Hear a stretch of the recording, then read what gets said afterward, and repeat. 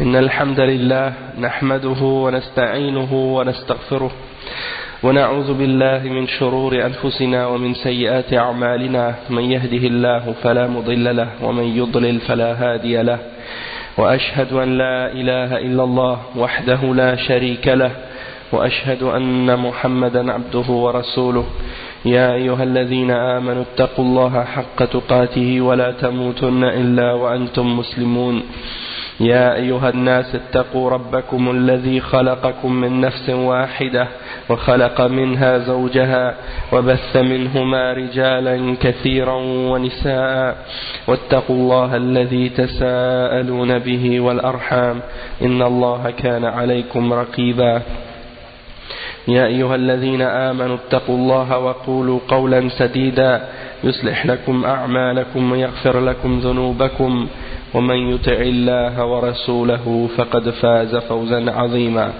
أما بعد وإن خير الكلام كلام الله وخير الهدي هدي محمد صلى الله عليه وسلم وإن شر الأمور محدثاتها وكل محدثة بدعة وكل بدعة ضلالة وكل ضلالة في النار أما بعد.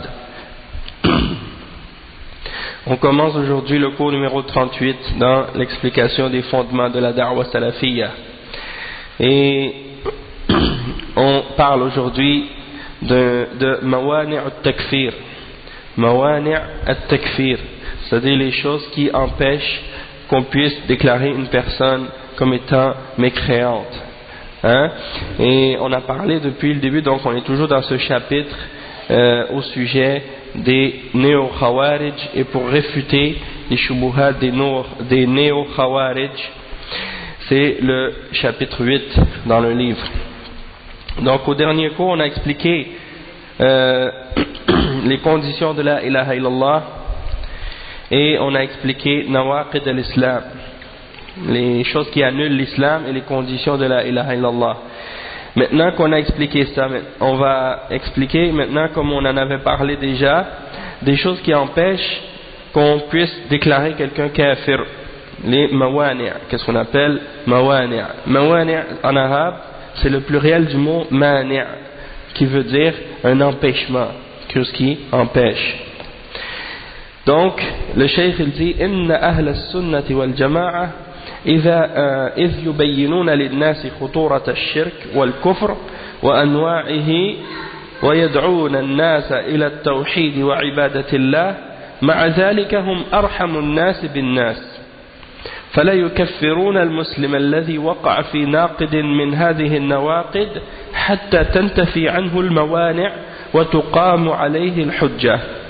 Donc le cheikh il explique que les gens de Ahl al-Sunnati wal Jama'a, lorsqu'ils expliquent aux gens le danger du shirk et du kufr et les différentes catégories du shirk et des différentes catégories de kufr, et qu'ils appellent les gens au tawhid et à l'adoration d'Allah subhanahu wa ta'ala, malgré tout ça, ils sont les gens qui sont les plus miséricordieux envers les gens.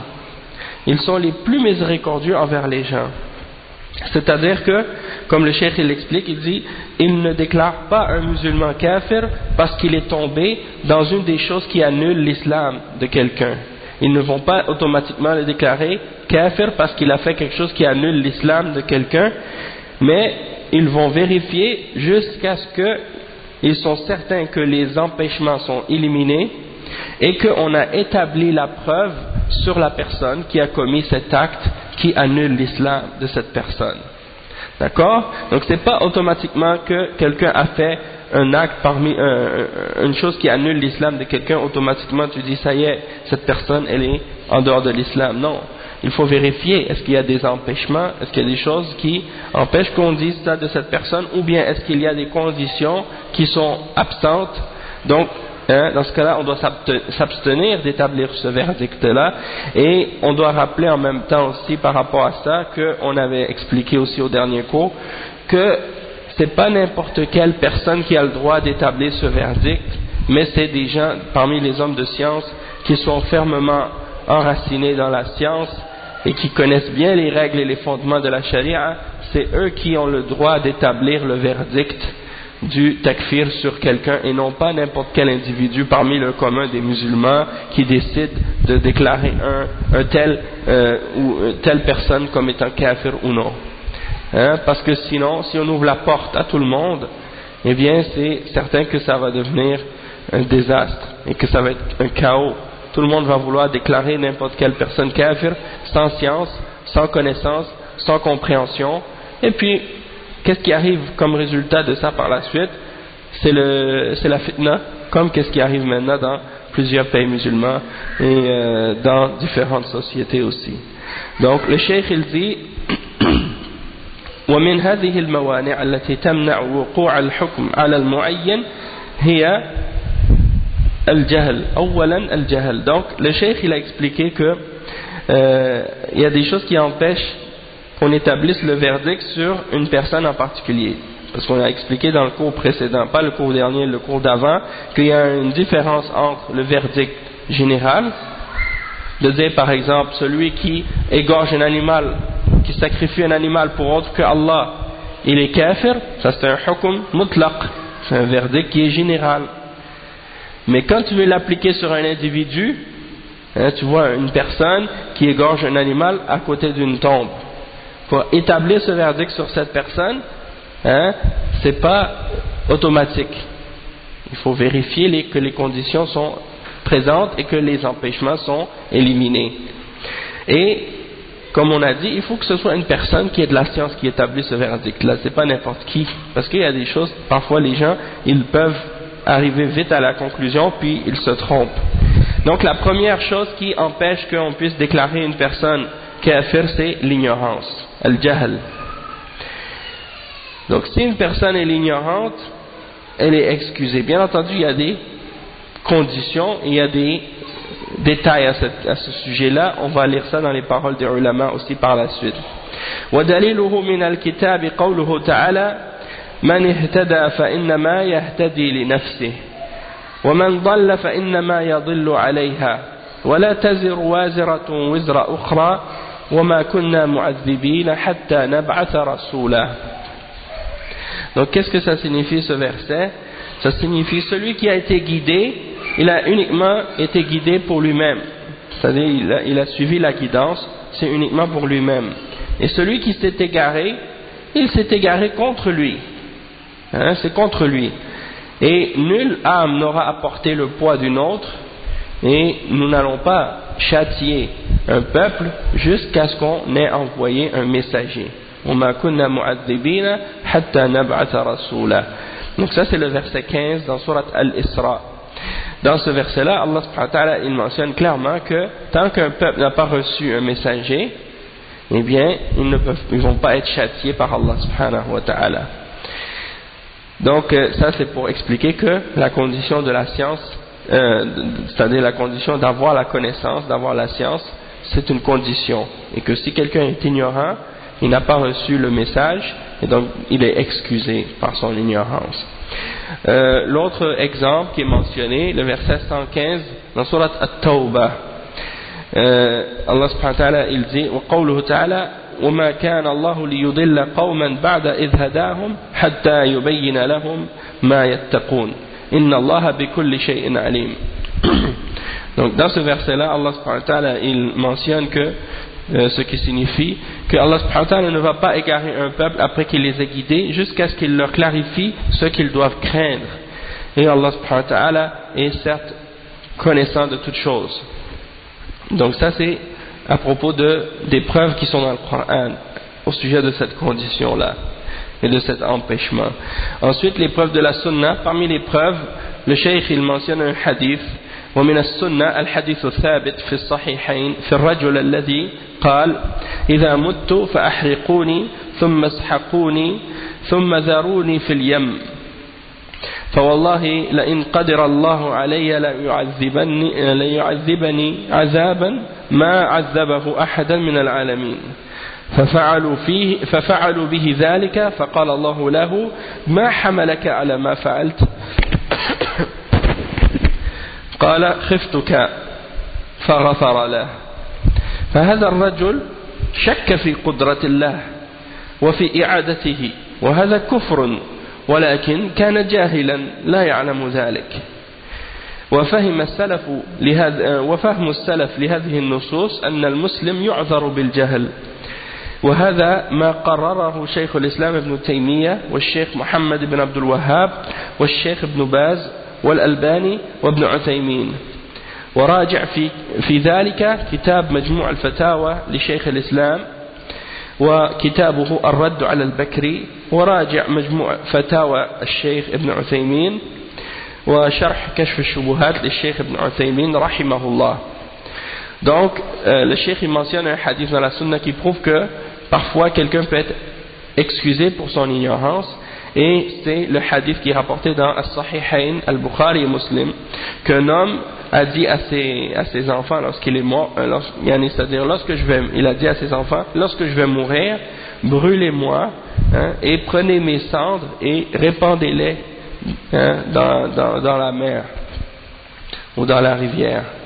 Et il a dit par Allah, parce que si Allah subhanahu wa ta'ala me prend alors que j'ai commis des péchés et ainsi de suite, il va me châtier d'un châtiment qu'il ne châtiera personne d'autre comme de cette façon-là dans le monde entier ou dans tous les mondes.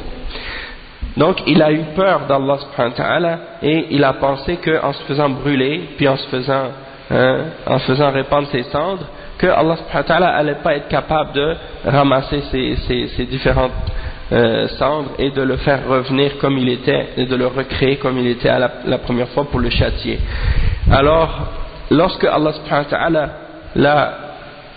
a rassemblé ces parties et qu'il l'a recréé tel qu'il était, il l'a ressuscité, il lui a posé la question: qu'est-ce qui t'a amené à agir de cette façon? Et il a dit: j'ai eu peur de toi. Il a dit: j'ai eu peur de toi, oh Allah. Alors Allah subhanahu wa ta'ala lui a pardonné. Et le cheikh il dit ensuite, il dit: cet homme a douté de la puissance d'Allah subhanahu wa ta'ala, et il a douté que Allah subhanahu wa ta'ala était capable de le faire revenir. Et ça, il n'y a pas de doute que c'est kufr, de douter de la puissance d'Allah subhanahu wa ta'ala, c'est de la mécréance. Mais étant donné que cet homme était ignorant, eh bien, étant donné qu'il ne savait pas ça, il a été excusé, et Allah subhanahu wa ta'ala l'a pardonné.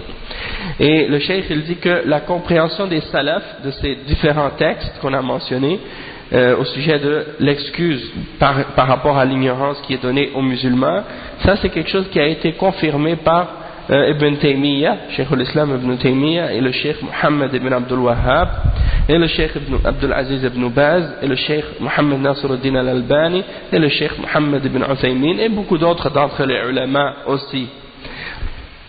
Et le Cheikh il dit: vous pouvez également retourner au Majmou' Fatawa, le recueil des Fatawa de Cheikh al-Islam Ibn Taymiyyah, le volume 16 à la page 443, et le livre également Ar-Radd ala al-Bakri, la réfutation de Al-Bakri, qui était un soufi, c'était à la page 500. Et il a dit: et retournez aussi au Majmou' Fatawa de Cheikh Ibn Uthaymin et à son sharh de son livre Kashf al-Shubuhat. Cheikh Ibn Uthaymin il a écrit un sharh du livre Kashf al-Shubuhat, et dans son sharh il a adressé la question de l'excuse par l'ignorance. À la fin, il y a une partie du livre où il parle de ce sujet-là, et c'est vraiment détaillé et clarifié en détail. Donc c'est très important de le comprendre, ce sujet-là. Surtout qu'à notre époque, il y a beaucoup de gens qui émettent des shubuhat au sujet de cette question-là, parmi les gens de takfir et les takfiriyin et les gens de khawarij. Donc ils essaient de remettre en question cet exemple-là, ou cette question de l'ignorance. On va y revenir de toute façon dans les points suivants, Inch'Allah. Donc la deuxième parmi les mawani', c'est, qu'est-ce qu'il a mentionné ici? Al-khata wal-nisyan wal-ikrah. Al-khata wal-nisyan wal-ikrah, c'est-à-dire l'erreur, l'oubli et la contrainte. Donc quelqu'un qui a prononcé une parole de kufr, ou bien qu'il a fait un acte de kufr par erreur, ici, il voulait pas le faire, mais c'est arrivé par accident ou bien par erreur. ou bien par oubli, hein, ou bien par contrainte. La personne elle a été contrainte de faire ça. Donc le cheikh il explique maintenant ces trois points là. Il dit وعن ابن عباس رضي الله عنهما قال رسول الله صلى الله عليه وسلم تجاوز الله عن أمتي الخطأ والنسيان وما استكره عليه وهذا حديث صحيح على شرط الشيخين لم يخرجاه وأورده الحاكم في المستدرك على الصحيحين. Donc c'est un hadith rapporté selon Ibn Abbas radiyallahu anhuma. Il dit que le prophète sallallahu alayhi wa sallam a dit que Allah subhanahu wa ta'ala il passe par-dessus l'erreur, l'oubli et les choses qui ont été faites sous la contrainte parmi les actes de la Ummah, les actions des gens de la Ummah. Ça c'est une narration de ce hadith. Elle a été rapportée aussi vous le retrouvez dans les 40 hadiths de l'imam al-Nawawi. إن الله تجاوز لي عن أمتي الخطأ والنسيان وما استكره عليه. Donc c'est un hadith qui montre que Allah il pardonne l'oubli et l'erreur et qu'est-ce qui a été fait sous la contrainte. Et il y a un autre, même il y a un verset dans le Coran, dans Surat al-Baqarah à la fin, Allah subhanahu wa ta'ala il dit donc يعني ربنا لا تؤاخذنا إن نسينا أو أخطأنا. Ô notre Seigneur, ne nous tiens pas pour compte si on a oublié ou si on a fait une erreur. Ça c'est une invocation. Et dans un hadith qui est rapporté justement à propos de ce verset-là, que Allah subhanahu wa ta'ala il a exaucé cette invocation-là pour la Ummah. Donc ça veut dire que les musulmans, lorsqu'ils font quelque chose sous la contrainte ou bien par erreur ou par oubli, ils sont pardonnés, ils sont excusés de ça. Donc ça c'est pour expliquer que si quelqu'un commet un acte de kufr ou de shirk sous la contrainte, par ignorance, sous la contrainte et par oubli ou par erreur, ça c'est des choses qui empêchent qu'on applique sur lui le verdict du kufr. La troisième qui est mentionnée c'est at-ta'wil. At-ta'wil, on peut dire que c'est comme si la personne elle a commis une erreur dans sa compréhension d'un hadith ou d'un verset, et ça elle a fait un acte qui est kufr ou shirk, mais elle a mal compris la chose, donc à cause de ça elle a pensé que c'était pas interdit ou que c'était pas kufr ou shirk. Le cheikh il mentionne, il dit يقول شيخ الإسلام ابن تيمية والتكفير من الوعيد فإنه وإن كان القول تكذيبا لما قاله الرسول صلى الله عليه وسلم ولكن قد يكون الرجل حديث عهد بالإسلام أو نشأ ببادية بعيدة ومثل هذا لا يكفر حتى تقوم عليه الحجة وقد يكون الرجل لم يسمع تلك النصوص أو سمعها ولم تثبت عنده أو عرضها عنده معارض آخر أوجب تأويلها وإن كان مخطئا. Donc ça c'est une citation de Cheikh al-Islam ibn Taymiyyah qui explique ce point-là. Il dit donc dans Majmu' al-Fatawa le volume 3 à la page 231 que le takfir ça fait partie des menaces et que la personne peut-être qu'elle va démentir une parole du prophète sallallahu alayhi wa sallam, elle va soit traiter cette parole-là de mensonge ou bien elle va la nier, mais c'est possible que cette personne-là elle soit un nouveau converti à l'islam, c'est-à-dire que c'est quelqu'un, il vient de se convertir, il entend un hadith, peut-être il ne savait même pas que c'est un hadith, il a dit non je ne crois pas en ça, ou il le rejette. Celui-là il est excusé du fait qu'il est ignorant et vient de devenir musulman. Ou bien quelqu'un qui est né et qui a grandi dans le désert ou bien dans la brousse, dans la campagne, loin des villes, il ne connaît pas le ilm, il n'a pas accès à la science, il n'a pas connu ces choses-là. Donc le cheikh dit ce genre de personnes-là on ne peut pas les déclarer kuffar jusqu'à ce qu'on ait établi sur eux la preuve. Et le cheikh dit c'est possible que la personne elle n'a pas entendu les hadiths, ou bien elle l'a entendu, mais elle l'a entendu d'une manière qu'elle a cru que c'était pas authentique, ou bien il y a quelque chose qui est venu s'opposer à cette parole-là chez lui, soit dans sa compréhension, il a compris incorrectement ou des choses comme ça, et de ce fait, il a nié cette parole. Donc, ça c'est des exemples de choses qui peuvent être des excuses, du fait que la personne elle a compris de façon incorrecte la parole, donc il l'a nié. Ça c'est des exemples qui font que la personne peut être excusée. Donc le cheikh il conclut, après avoir cité cette parole de Ibn Taymiyyah, il dit فَلَا بُدَّ لِكُلِّ مُسْلِمٍ أو طالب علم أن يكون عنده علم بنواقض الإسلام وموانع التكفير حتى يكون على الصراط المستقيم بين غلو الخوارج وتفريط المرجئة. Donc le cheikh il dit qu'il faut que chaque musulman ou chaque étudiant de sciences islamiques ait une connaissance des choses qui annulent l'islam, et qu'il ait également une connaissance des choses qui empêchent qu'on déclare quelqu'un comme étant kafir, comme étant mécréant, jusqu'à ce que, pour qu'il soit sur le droit chemin, entre l'extrémisme des khawarij et la négligence et le laxisme des murji'a.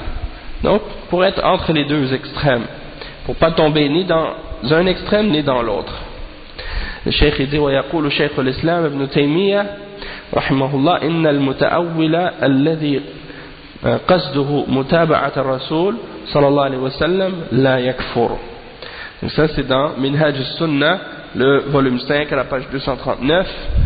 Ibn Taymiyyah il dit la personne qui a mal interprété ou mal compris une parole, puis son intention c'est de suivre le messager sallallahu alayhi wa sallam, celui-là il n'est pas kafir, il ne rentre pas dans le kufr. Ensuite maintenant on a terminé de parler des mawani'. Les mawani' du takfir, on a parlé de ça, on a mentionné 5: al-jahl, al-nisyan, al-khata, al-nisyan et al-ikrah et al-ta'wil. Donc ces choses-là, ça fait que quelqu'un peut être excusé, et c'est pour ça qu'il faut établir la preuve contre la personne avant de le déclarer kafir. On ne peut pas juste le déclarer kafir automatique comme certaines personnes le font aujourd'hui. Allah al-Musta'an. Et encore une fois je rappelle que ça c'est une chose qui s'applique par les ulama de l'islam, pas par n'importe qui. Et je rappelle aussi qu'il faut distinguer entre le verdict général et le verdict spécifique. Une fois il y a une personne qui a pris une parole de Cheikh Salih Al-Fawzan au sujet du takfir des dirigeants qui font le jugement par autre que la loi d'Allah, et qui ont dit que le Cheikh Al-Fawzan il veut par ces paroles-là déclarer kuffar les dirigeants des pays du Golfe.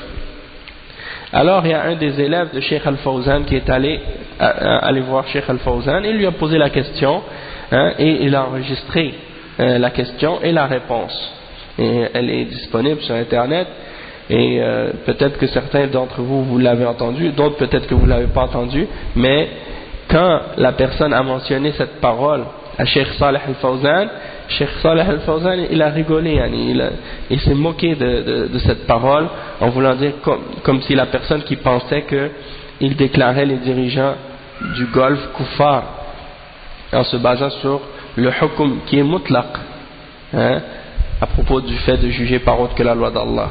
Et il a répondu, il a dit non, il a dit ça c'est un verdict général.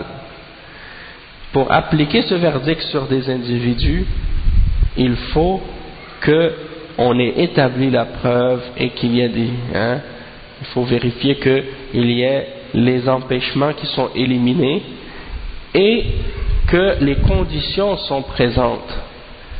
C'est pas juste comme ça, parce que c'est ce qui se passe souvent de la part des takfiriyin, il cherche des citations de certains ulama pour justifier le takfir des dirigeants.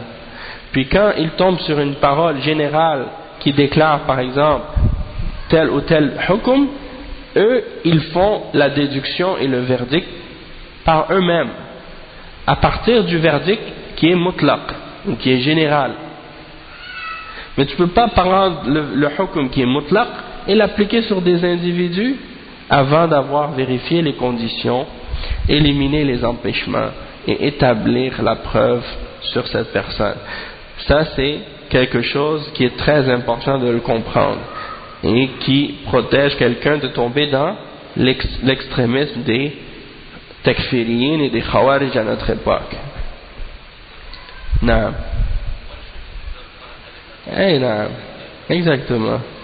Mais le problème c'est pas ça, c'est qu'il y a des gens qui prennent des citations à gauche et à droite. Il y en a qui disent, il y en a qui même qui ont menti contre Cheikh Al-Fawzan, qui ont dit Cheikh Al-Fawzan il détaille pas dans la question de hukm bi ghayr ma anzal Allah. Et Cheikh Al-Fawzan ils lui ont posé la question. Cheikh, il y a des gens qui disent que vous détaillez pas dans les questions de hukm bi ghayr ma anzal Allah. Est-ce que c'est vrai? C'est-à-dire dans les choses qui ont rapport au fait de juger par autre que la loi d'Allah. Est-ce que c'est vrai? Et Cheikh Al-Fawzan il a répondu lui-même. Il a dit c'est pas vrai. Moi je détaille de la même manière que les autres ulama. Wa alaykum salam wa rahmatullahi wa barakatuh. Il dit je détaille à ce sujet-là de la même manière que les autres ulama. Et on va lire des fatwas sur ça, puisqu'il y a des fatwas de Lajnat al-Da'ima qui sont mentionnés par la suite à ce sujet de hukm bi ghayr ma anzal Allah. Donc on va l'expliquer. Puis à l'époque, si je ne me trompe pas, yani Cheikh Al-Fawzan faisait partie de Lajnat al-Da'ima, il fait encore partie de Lajnat al-Da'ima, et ces fatwas ont été émises par Lajnat al-Da'ima à l'époque de Cheikh Ibn Baz. Donc c'est clair ces questions-là. La position des ulama salafiyin et des ulama d'Ahl al-Sunnah à ce sujet-là, elle a toujours été la même, elle a toujours été claire. Sauf que les gens ont vu apparaître cette question-là à notre époque comme si c'était nouveau, alors que ça a toujours été présent dans les livres de tafsir, dans les livres de fiqh et dans les livres de aqida. Ces questions-là ont toujours été présentes. Sauf que ceux qui ne sont pas des tullab ilm ou ceux qui ne sont pas des ulama, peut-être qu'ils n'ont pas entendu ces choses-là avant. Et lorsque cette fitna est apparue, du takfir et tout, les gens ont été pris par surprise, ils étaient remplis de shubuhat parce qu'ils n'ont pas étudié ces questions-là avec les ulama qui sont sur la sunna. Bon, maintenant on va parler de la aqida de Ahl Sunnah wal Jama'a au sujet des dirigeants injustes. Au sujet des dirigeants injustes. Cheikh il dit wa aqidatu Ahl Sunnah wal Jama'a fi al-hukam was-salatin ad-dhalama. قال الإمام أبو عثمان إسماعيل بن عبد الرحمن الصابوني ويرى أصحاب الحديث الجمعة والعيدين وغيرهما من الصلوات خلف كل إمام مسلم برا كان أو فاجرا ويرون جهاد الكفر معهم وإن كانوا جورة فجرة ويرون الدعاء لهم بالإصلاح والتوفيق وبسط العدل في الرعية ولا يرون الخروج عليهم بالسيف وإن رأوا منهم العدول عن العدل إلى الجور والحيف ويرون قتال الفئة الباغية حتى ترجع إلى طاعة الإمام العدل. Donc ça c'est tiré du livre Aqidat al-Salaf wa Ashab al-Hadith de l'imam al-Sabuni. L'imam al-Sabuni c'est un des imams parmi les imams des Salaf qui a vécu au 5e siècle. Donc qu'est-ce qu'il dit l'imam al-Sabuni rahimahullah? Il dit que les gens du hadith ils voient ou ils considèrent que il faut prier le Jumu'ah et les deux prières d'Aïd et ainsi que les autres prières obligatoires derrière l'imam, qu'il soit derrière l'imam musulman, qu'il soit pieux ou pervers. C'est-à-dire que à l'époque les dirigeants c'est eux qui dirigeaient la prière en jama'a. c'est eux qui dirigeaient la prière de Eid, c'est eux qui dirigeaient la prière de Jumu'ah. C'est les dirigeants et les responsables. C'est eux qui faisaient ça. Donc, l'imam As-Sabouni, il dit que les gens du hadith, ils considèrent que le musulman doit faire, et les gens du hadith, ils font la prière de Jumu'ah et de Eid, ainsi que les autres salawats, derrière tout dirigeant musulman, qu'il soit pieux ou pervers, ou désobéissant ou pécheur. C'est-à-dire qu'ils ne font pas la distinction entre un dirigeant qui est pécheur ou qui est pieux, dans le fait de devoir prier derrière lui. Parce que les takfiriyin et les khawarij, ils ont contredit les gens du hadith à ce sujet-là. Et ils disent, nous on ne prie pas derrière un dirigeant s'il fait des péchés ou s'il est injuste. On prie seulement derrière un dirigeant s'il est pieux. Et ils ont contredit les gens du hadith et les gens d'Ahl Sunnah, et ils ont contredit les salafs à ce sujet-là. D'accord? Et ça, c'est une chose qui est répétée dans tous les livres des Aqidah des salafs, des livres de la Aqidah des salafs. Tous les imams des salafs ont mentionné ce point-là, sans exception. Tu le retrouves dans leurs livres. L'imam Ahmad il l'a mentionné, l'imam As-Sabouni il le mentionne, l'imam Al-Barbahari il le mentionne, et plein d'autres imams parmi les imams d'Ahl Sunnah, ils mentionnent ce point-là. D'accord? Et il dit aussi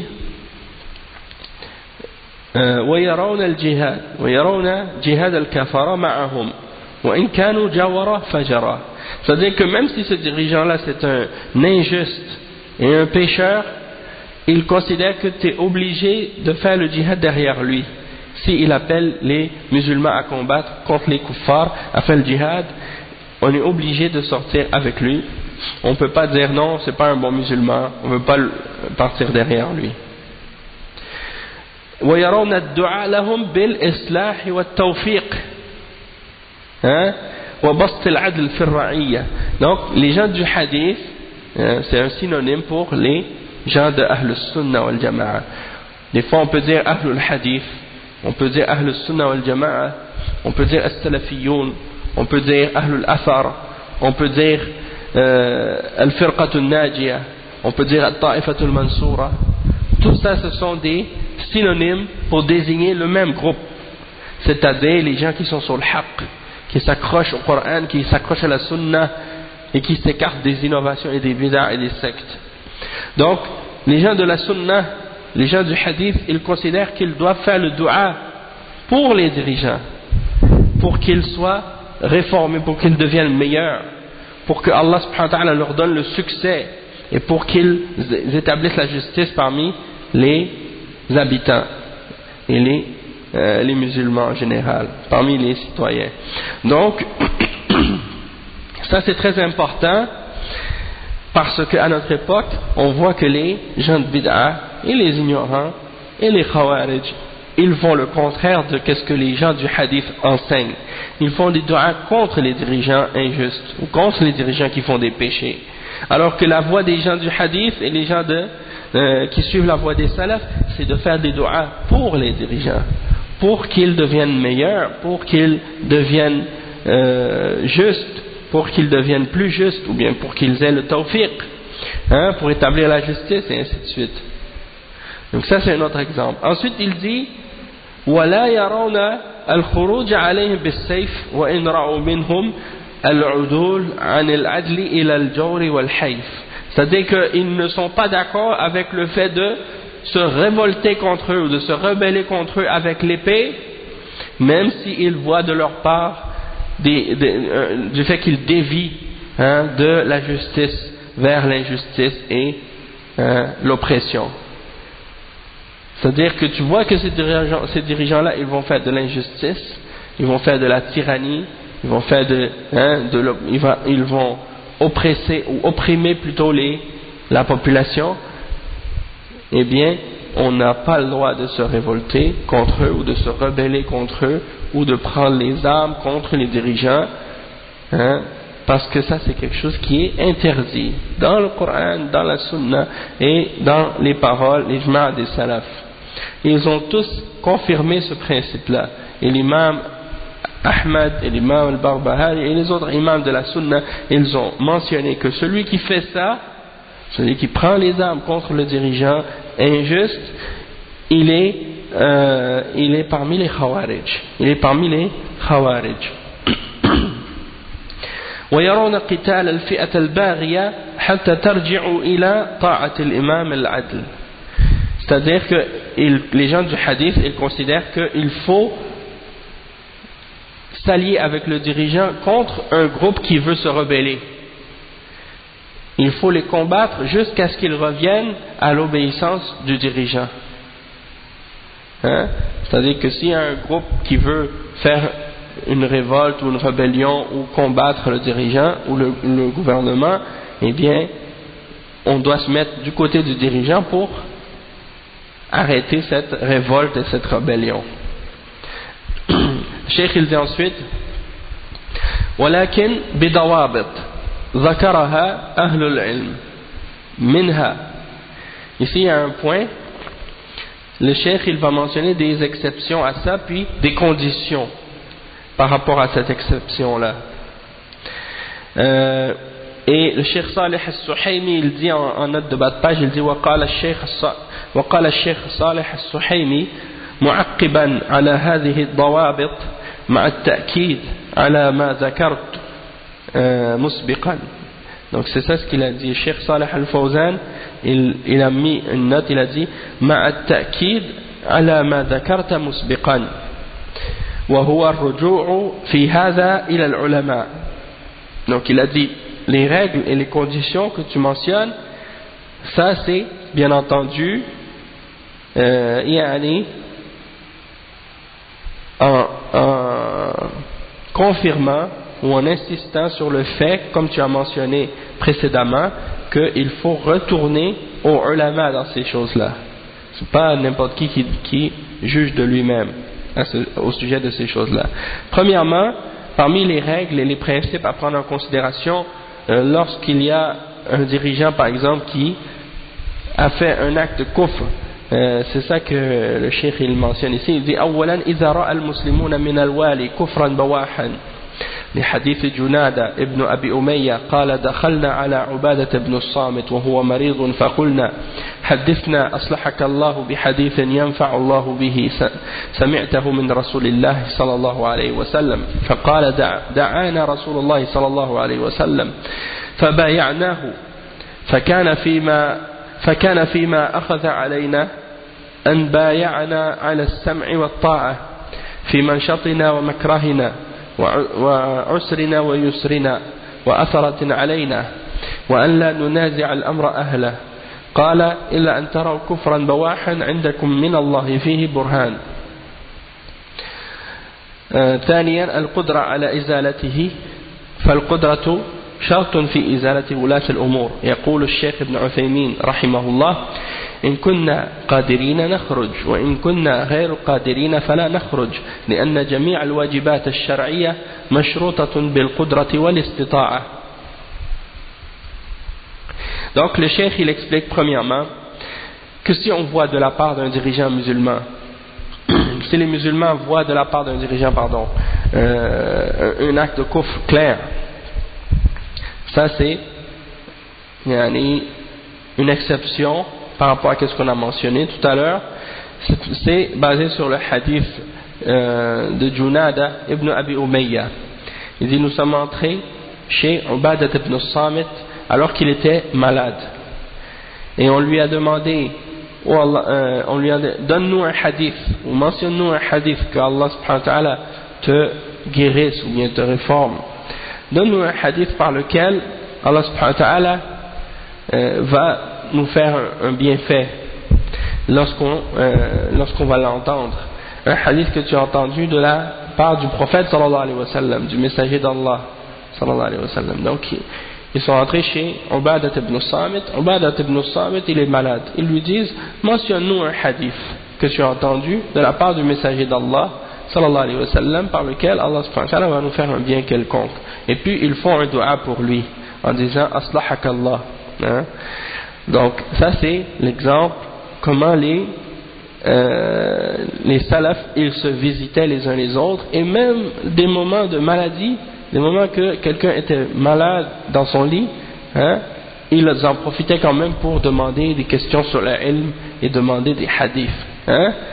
Et Ubadah ibn Samit, il a répondu, il a dit, le messager d'Allah sallallahu alayhi wa sallam nous a appelés et on lui a donné l'allégeance, on lui a donné une bay'a.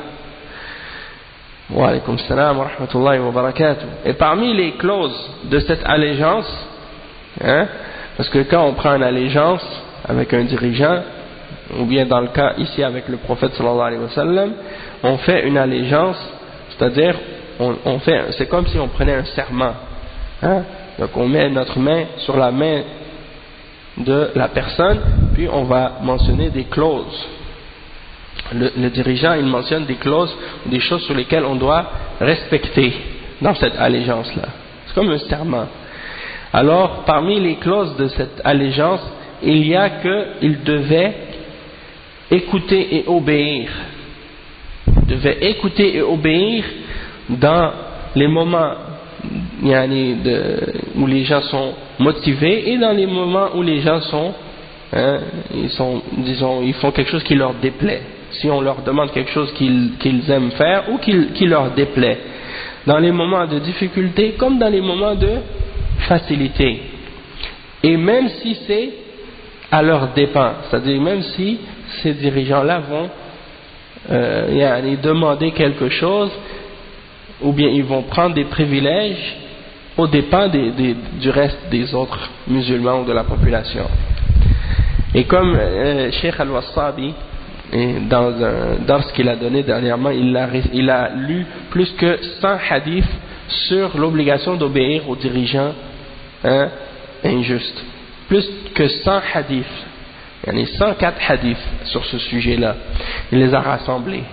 Et quand il lisait ce hadith, il a dit que, bien entendu, le prophète sallallahu alayhi wa sallam, il ne va pas prendre des privilèges sur les gens.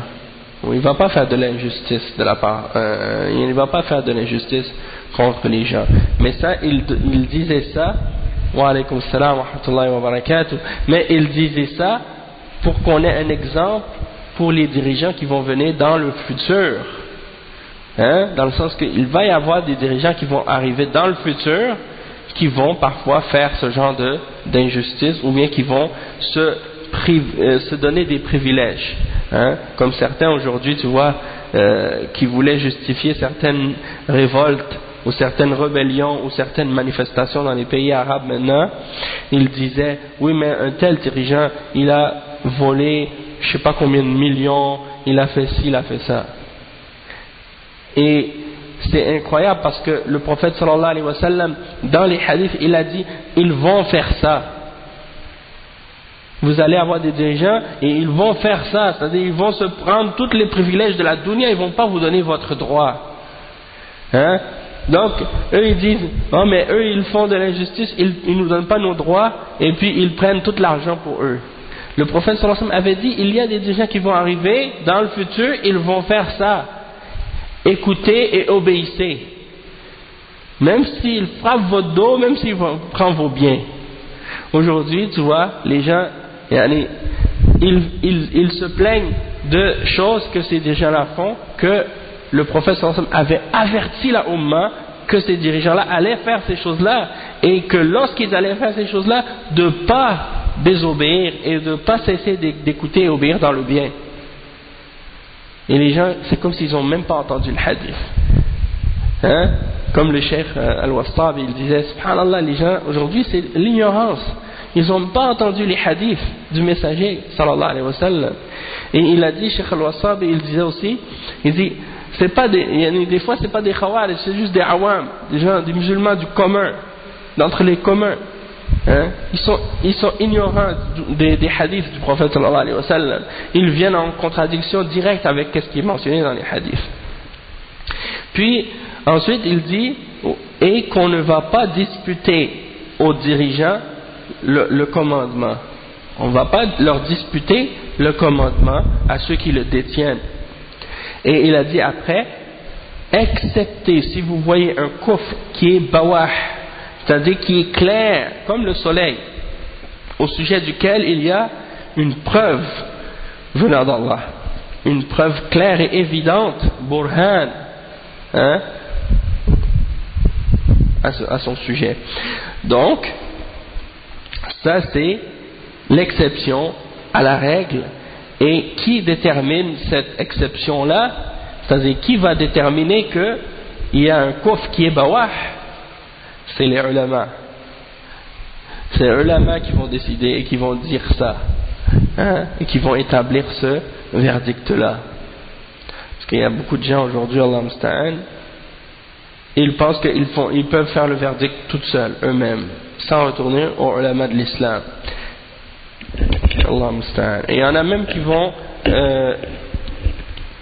qui n'ont pas confiance aux ulama, qui doutent en la sincérité des ulama, hein, et qui se permettent par la suite de dire il n'y a plus d'ulama. Donc on fait nous-mêmes notre verdict, c'est nous les ulama. A'udhu billah. Hein? Pourquoi ils ne veulent pas écouter les ulama? Parce que les ulama ne disent pas qu'est-ce qu'eux ils veulent entendre.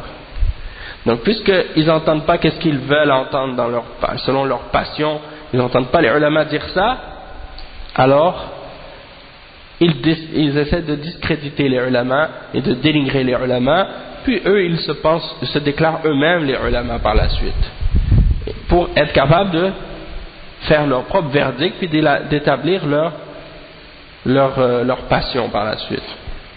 Hein? Allah musta'an. Ensuite, le point numéro 2, c'est d'avoir la capacité de l'enlever. Et ça, c'est une condition. C'est-à-dire, si tu veux retirer ce dirigeant du pouvoir alors qu'il a commis un kufr clair, eh bien, il faut avoir la capacité de le faire. Si tu n'as pas la capacité, dans ce cas-là, c'est interdit. Parce que si tu n'as pas la capacité, il y aura des conséquences plus graves au fait de laisser ce dirigeant-là au pouvoir. Toi, tu veux enlever ce dirigeant-là du pouvoir. Pourquoi? Parce qu'il a commis un acte de kufr qui est majeur et qu'il fait du désordre. Sauf que quand tu vas l'enlever, ça va amener d'autres problèmes et d'autres désordres qui sont plus grands encore que lorsque le dirigeant il est présent. Ce dirigeant mécréant-là, il est au pouvoir. C'est-à-dire qu'il y aura, disons qu'il y aura du sang des civils qui vont couler, des innocents, hein, et ça c'est interdit dans l'islam. Il y aura une perte de sécurité dans la société, c'est-à-dire il n'y aura plus de sécurité du tout, hein, puisqu'il n'y a plus d'autorité, il n'y a plus de gouvernement. Donc ça va être la loi de la jungle, hein, les forts vont manger les faibles, hein, et personne n'aura de sécurité s'il sort dehors, il ne sait pas s'il va revenir, parce que n'importe qui peut tuer n'importe qui, hein. Personne ne va avoir de sécurité par rapport à ses biens, n'importe qui peut rentrer chez lui, prendre ce qu'il veut, s'il sort dehors, hein, il peut perdre tout ce qu'il a, puis quelqu'un peut le prendre sans que quoi que ce soit arrive, hein. Ça c'est juste quelques exemples. Puis la destruction, hein, du pays et tout ce qui est sécurité, même tes déchets que tu jettes, hein, devant chez toi quand tu as terminé de manger ou des choses comme ça, tu veux jeter tes déchets dans la poubelle, il n'y a personne qui vient les ramasser. Ça veut dire quoi? Ça veut dire que les rues deviennent comme des dépotoirs, hein, une saleté dans la rue, les mauvaises odeurs, hein, les maladies par la suite, tout ça à cause du désordre, à cause de la désobéissance du dirigeant. Est-ce que ça c'est un plus grand bien, ou bien le fait de laisser cet individu-là au pouvoir puis d'attendre et de patienter et demander l'aide d'Allah, hein? Donc les gens ils réfléchissent pas, yani. Pas juste ça, pas juste ta personne, pas juste tes biens, peut-être même ton honneur va être sali. Ta femme elle peut pas sortir, ta fille elle peut pas sortir. Du moment qu'elle sort, peut-être un homme la prend puis la viole, hein? Et personne ne va rien dire, personne ne va rien faire parce que c'est le chaos dans la société. Ton honneur il est sali maintenant. Ça c'est juste des exemples. Tout ça à cause que toi tu voulais enlever du pouvoir un individu regarde toutes les conséquences maintenant. Donc les gens ils réfléchissent pas à ça. Et le malheur aussi à ce sujet-là, c'est que les gens maintenant ils disent ah ça c'est le dirigeant qui fait ça. Pourquoi il fait ça?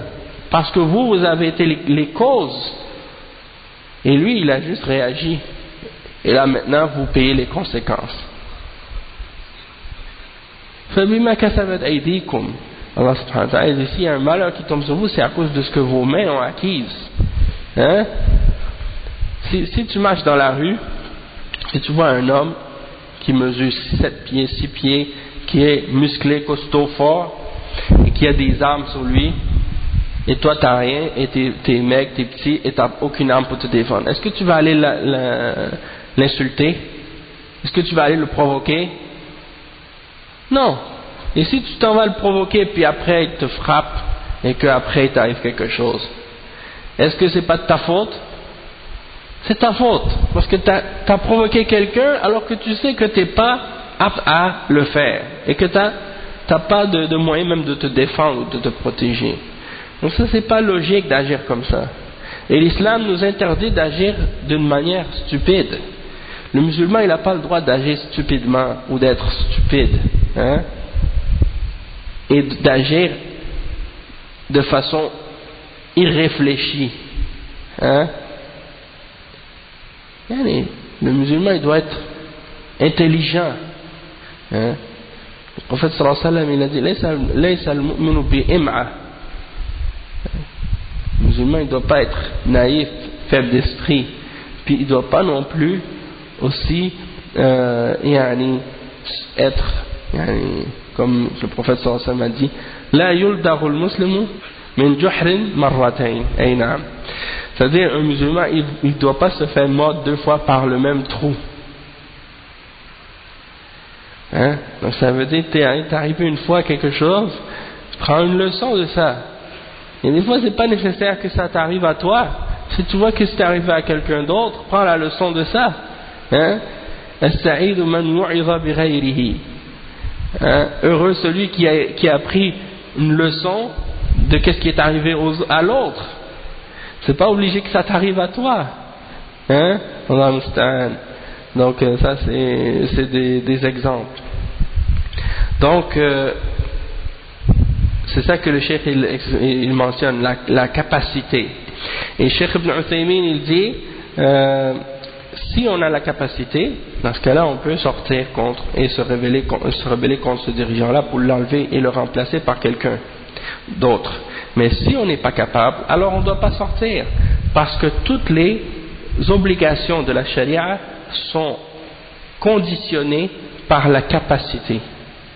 C'est-à-dire que toutes les règles de l'islam, toutes les applications, toutes les obligations dans l'islam sont reliées à la condition d'être capable de le faire. Par exemple, prier. Si tu n'es pas capable de prier debout, c'est pas obligatoire, tu peux prier assis. Tu n'es pas capable de prier assis, tu peux prier couché. Donc, la capacité de faire quelque chose, c'est une condition pour que la chose soit obligatoire dans la charia. Que ce soit dans les questions de combat ou de djihad ou autre, ou dans les questions des autres ibadat dans la religion aussi. Et dans tous les aspects de la religion aussi. Et aussi parmi les conditions, c'est qu'est-ce qu'on voit dans le point numéro 3. أن لا يترتب على الخروج شر وفساد أعظم من وجود هذا الحاكم الكافر. يقول شيخ الإسلام لعله لا تعرف طائفة خرجت على ذي سلطان إلا كان في خروجها من الفساد ما هو أعظم من الفساد الذي أزالته. Ça c'est une parole de Cheikh al-Islam Ibn Taymiyyah. La troisième condition c'est, comme on l'a dit, c'est relié avec qu'est-ce que j'ai mentionné à propos de la capacité. Aussi ça vient par rapport à qu'est-ce que j'ai mentionné par la suite des conséquences. C'est ça, c'est qu'il n'y ait pas des conséquences à cette révolte ou cette rébellion, un mal qui est plus grand que la présence de ce dirigeant mécréant là, hein? Et à propos de ça aussi, il y a un cheikh qui mentionnait par rapport à ça que qu'est-ce qu'on voit par exemple dans qu'est-ce qui se passe dans les pays arabes aujourd'hui. Parmi les exemples de ça, c'est que si tu vas changer ce dirigeant là, ça veut dire que tu dois le changer par un dirigeant qui va être meilleur que lui, hein? C'est-à-dire que il faut que tu sois certain que ce dirigeant-là, si tu vas le changer, ça va être quelqu'un qui va être meilleur que lui. C'est-à-dire que quand il va venir au pouvoir, il va appliquer la charia d'Allah. Hein? Et il va juger selon le Coran et la Sunna. Il va établir la justice. Mais c'est pas que tu vas le changer par un autre qui va ramener la même chose. Il va juger par la démocratie, il va juger par la laïcité, il va juger par le socialisme ou d'autres systèmes de kufr. Hein? Donc c'est ça qui est incroyable avec les gens aujourd'hui. Ils disent, nous, on se révolte contre le dirigeant et on veut le remplacer parce que lui, il fait de l'injustice, il fait ci, il fait ça. Il ramène un autre qui va faire la même chose que lui. Lui aussi, il va juger par la démocratie. Et même le peuple, ils sont en train d'appeler aux gens, dire, on veut la démocratie, on veut la liberté, on veut ci, on veut ça. Donc c'est comme si en même temps, ils sont en train de dire, on veut le changer, mais on va changer par quelqu'un qui est comme lui. Peut-être même qu'il va être pire. Peut-être qu'il va être pire. Hein? Donc, c'est ça le malheur de certains de ces gens-là. Et puis, il y en a des takfiriens, tu les vois aujourd'hui, ils disent, ah non, ce dirigeant, c'est un tarot, il faut l'enlever et tout. Et puis, ceux qui sont en train de les remplacer, c'est tous des gens qui sont pareils ou pires.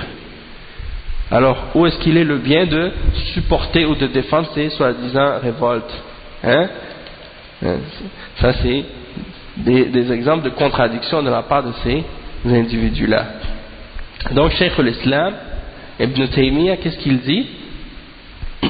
Il dit que on n'a pas connu, on ne peut pas trouver parmi les groupes qui sont sortis contre un dirigeant, excepté que il y a eu dans leur révolte et dans leur rébellion plus de désordre que le mal qu'ils voulaient enlever. Il y a eu plus de désordre et de corruption dans leur révolte que dans le mal qui était déjà là présent. Ça veut dire quoi? Ça veut dire qu'en sortant ou en se révoltant contre ce dirigeant-là, ils n'ont pas diminué le mal, ils n'ont pas enlevé le mal, ils l'ont empiré, ils l'ont aggravé. Et ça, c'est interdit dans l'islam. Même dans les règles de qu'est-ce qu'on appelle al-amr bil ma'ruf wa an-nahy 'anil munkar, c'est-à-dire d'ordonner le bien et d'interdire le mal. Les ulama ils disent que si tu penses qu'en enlevant un mal ou en changeant un mal, tu vas ramener un mal plus grand, alors dans ce cas-là, c'est interdit de l'enlever. Donc ça, si ça s'applique à ça, ça s'applique à qu'est-ce qui est plus grand encore plus.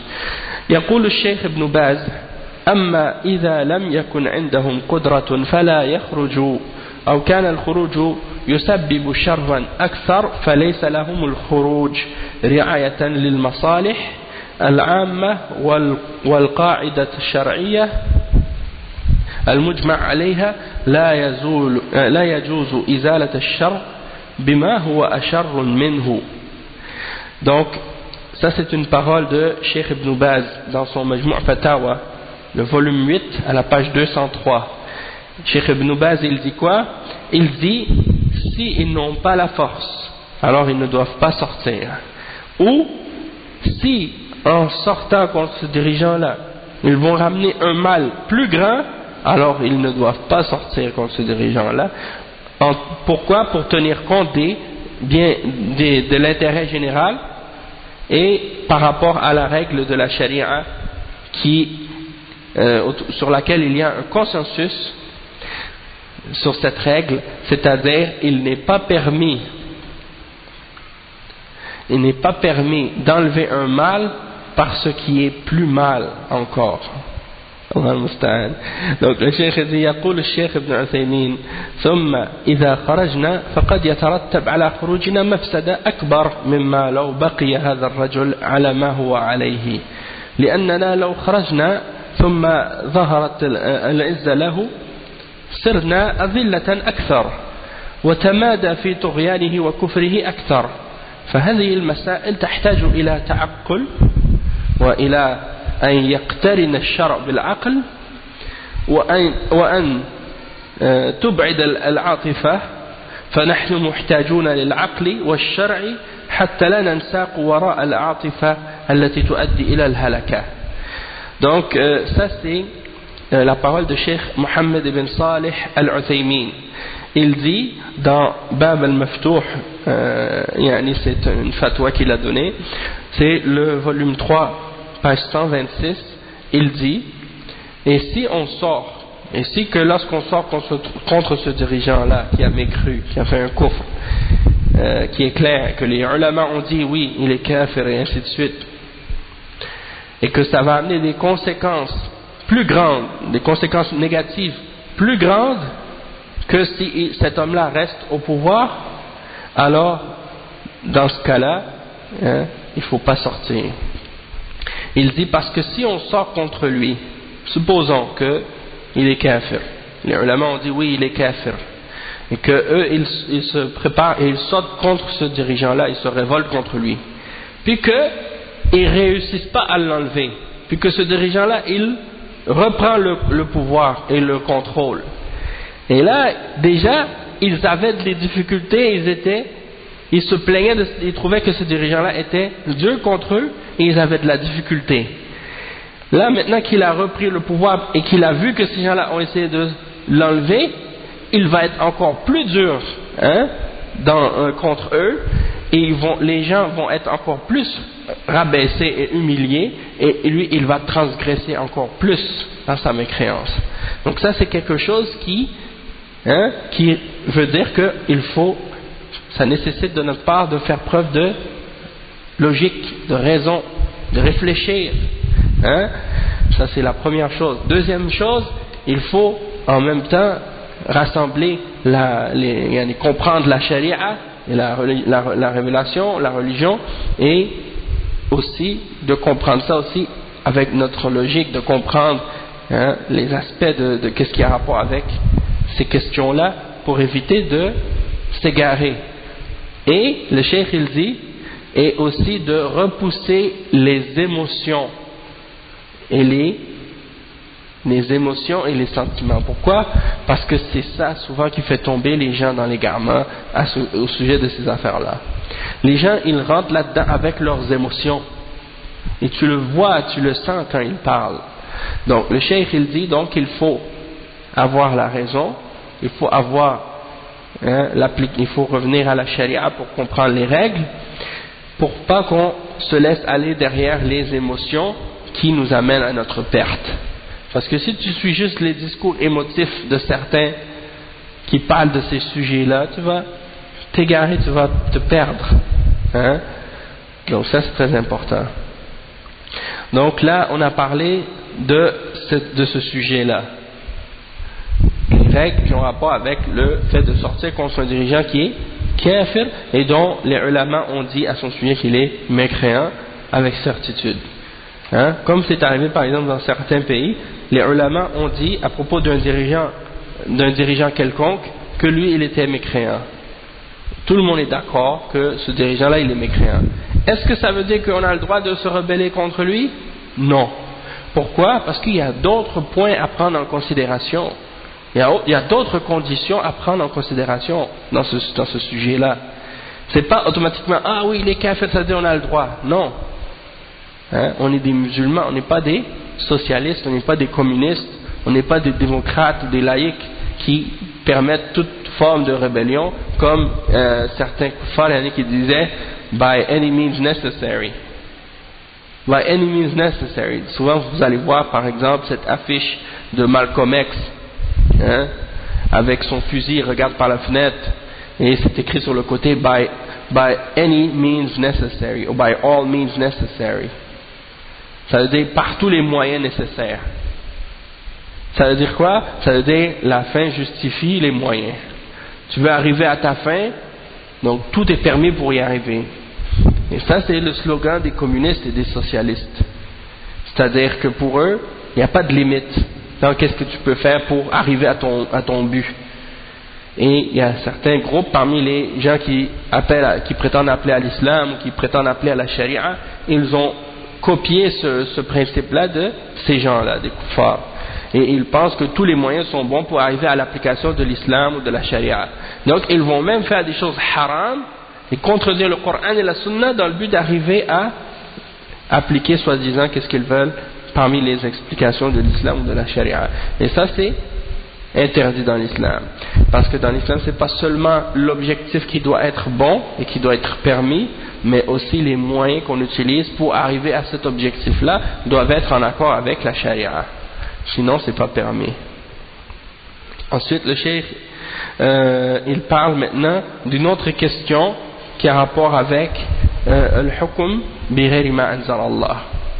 Donc, on va lire ça rapidement, Inch'Allah, pour comprendre les principes. Parce qu'en principe, de façon générale, on est tous supposés de connaître ça parce qu'on en a déjà parlé. C'est que, on sait que, wa alaykum salam wa rahmatullahi wa barakatuh, quand il y a quelque chose qui a rapport avec le fait de juger par autre que la loi d'Allah, c'est soit que la personne, elle croit que la loi fabriquée par l'homme, elle est meilleure que la loi d'Allah.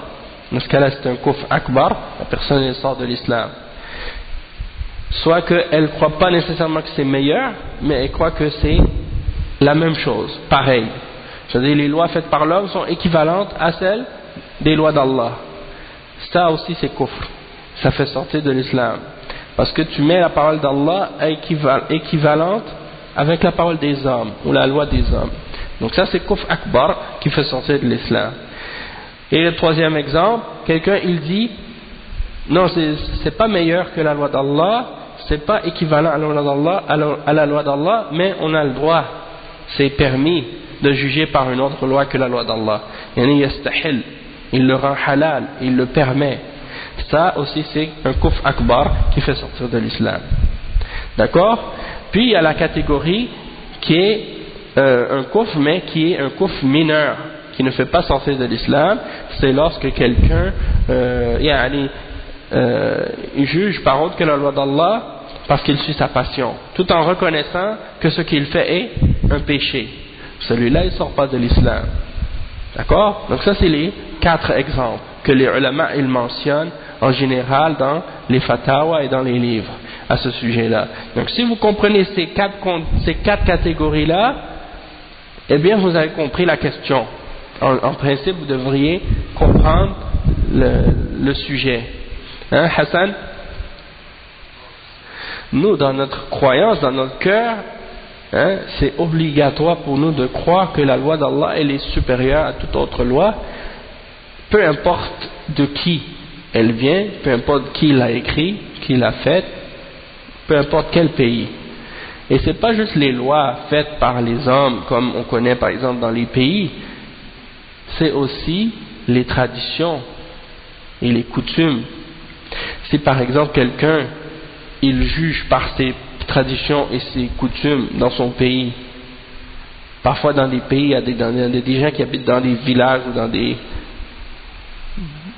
des déserts ou dans des villages ou dans la campagne, ils ont un chef de village ou quoi, et c'est lui ils vont vers lui pour trancher quand ils ont des disputes ou des choses comme ça. Lui il ne juge pas par la charia, il juge par son propre jugement ou bien par ses opinions personnelles. Et les gens ils retournent vers lui, ou bien ils jugent par la coutume et la tradition. Ils disent dans notre tradition c'est comme ça. Par exemple ils vont dire dans notre tradition la femme elle n'a pas d'héritage, c'est juste l'homme qui a de l'héritage, alors que ce sont des musulmans. Et ça c'est un exemple de quelque chose qui est contradictoire avec la loi d'Allah. Si ils disent notre coutume est supérieure à la loi d'Allah, ça c'est kufr akbar, hein? Donc c'est pas juste des lois des fois qui sont écrites ou quoi. Bon, ça c'est, disons que ça c'était comme l'introduction pour le sujet. On va s'arrêter ici pour aujourd'hui. Au prochain cours, Inch'Allah, on va lire les paroles des ulama au sujet des versets qui ont rapport à cette question-là. وَمَنْ لَمْ يَحْكُمْ بِمَا أَنزَلَ اللَّهُ فَأُولَئِكَ هُمُ الْكَافِرُونَ. Qu'est-ce que les ulama de tafsir ont dit à propos de ce verset? Puis on va rentrer par la suite dans la fin du qu'est-ce qui est mentionné. Il parle des questions qui ont rapport avec al-wala wal-bara, et on va rentrer là-dedans. Puis à la fin on parle de at-tashabbuh, les règles qui ont rapport avec at-tashabbuh bil-kuffar. Donc c'est des questions importantes parce qu'il y a eu de l'extrémisme de la part des Khawarij au sujet de ces questions-là. Si vous voyez les Khawarij, quand ils parlent de ces sujets-là, c'est eux qui exagèrent là-dedans. Ils vont déclarer kuffar des musulmans pour des choses qui ne sont pas kufr. C'est pour ça que c'est important de mentionner ces sujets-là. Puis de l'autre côté, il y a les murji'a, ou bien des ignorants qui vont dans l'autre extrême. Donc il faut juste comprendre ces choses-là. سبحانك الله وبحمدك أشهد أن لا إله إلا أنت أستغفرك وأتوب إليك بارك الله فيكم وجزاكم الله خيرا والسلام عليكم ورحمة الله